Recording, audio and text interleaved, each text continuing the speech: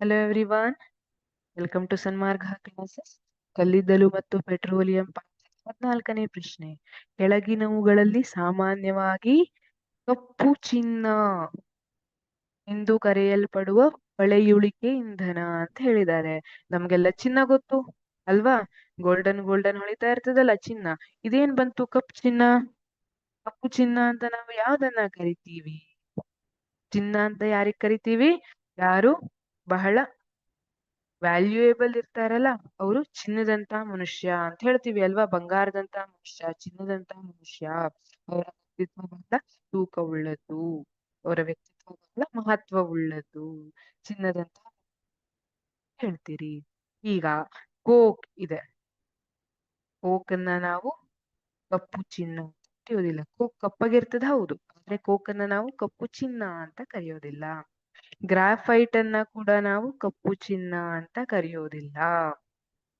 Petroleum ಅನ್ನ ನಾವು ಕಪ್ಪು ಚಿನ್ನ ಅಂತ ಕರಿತೀವಿ. ಯಾಕೆಂದ್ರೆ ಪೆಟ್ರೋಲಿಯಂ ವಾಣಿಜ್ಯಿಕವಾಗಿ ಬಹಳ ಮಹತ್ವವನ್ನ ಹೊಂದಿರುವಂತಹದ್ದಾಗಿರ್ತದೆ. ಈ ಪೆಟ್ರೋಲಿಯಂನ ಉತ್ಪನ್ನಗಳೇನಿರ್ತವೆ ಅವುಗಳನ್ನ ಪೆಟ್ರೋ ರಾಸಾಯನಿಕಗಳು ಅಂತ ಕರಿತೀವಿ. ಅವುಗಳಿಂದೆಲ್ಲ ಈಗ ನೈಲಾನ್ ಬಟ್ಟೆಗಳು ಅಂತ ಕೇಳಿರ್ತೀರಿ ನೀವು ಅಲ್ವಾ? ನೈಲಾನ್ ಬಟ್ಟೆಗಳೆಲ್ಲ ಏನಿರ್ತದೆ ಆ ನೈಲಾನ್ ಅನ್ನುವಂಥದ್ದನ್ನ ಈ ಪೆಟ್ರೋಲಿಯಂ ಉತ್ಪನ್ನದಿಂದನೇ ತಯಾರಿಸಿರ್ತಾರೆ. ಅದೇ ತರ ಅಕ್ರಿಲಿಕ್ ಅಂತ ಕೇಳಿರ್ಬಹುದು ನೀವು.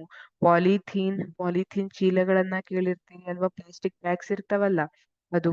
ಅದೇ ತರ ಪಾಲಿಯೆಸ್ಟರ್ ಇತ್ಯಾದಿ ಬೇರೆ ಬೇರೆ ಪ್ಲಾಸ್ಟಿಕ್ ನ ಉತ್ಪನ್ನ ಏನಿರ್ತದಲ್ಲ ಅದೆಲ್ಲ ಪೆಟ್ರೋಲಿಯಂನಿಂದ ಸಿಗುವ. ನೀವೀಗ ಎಲ್ಲಿ ನೋಡಿದ್ರು ಹೆಚ್ಚಾಗಿ ಪ್ಲಾಸ್ಟಿಕ್ ನ ವಸ್ತುಗಳೇ ನಮ್ಗೆ ಕಾಣುವಂತದ್ದು. ಅದರಲ್ಲಿ ಪ್ಲಾಸ್ಟಿಕ್ ನಲ್ಲಿ ಬೇರೆ ಬೇರೆ ವಿಧದ ಪ್ಲಾಸ್ಟಿಕ್ ಗಳ ಉತ್ಪನ್ನವನ್ನ ನಾವು ಕಾಣ್ತೀವಿ ಅಲ್ವಾ? ಹಾಗಾಗಿ ಇದು ವಾಣಿಜ್ಯಿಕವಾಗಿ ವ್ಯಾಪಾರದ ದೃಷ್ಟಿಯಿಂದ ಬಹಳ ಮಹತ್ವವುಳ್ಳಂತದ್ದಾಗಿದೆ. ಹಾಗಾಗಿ ನಾವು ಪೆಟ್ರೋಲಿಯಂ ಅನ್ನ ಕಪ್ಪು ಚಿನ್ನ ಅಂತ ಕರಿತೀವಿ. ಕಲ್ಲಿದ್ದಲನ್ನ ಕಪ್ಪು ಚಿನ್ನ ಅಂತ ಕರೆಯೋದಿಲ್ಲ.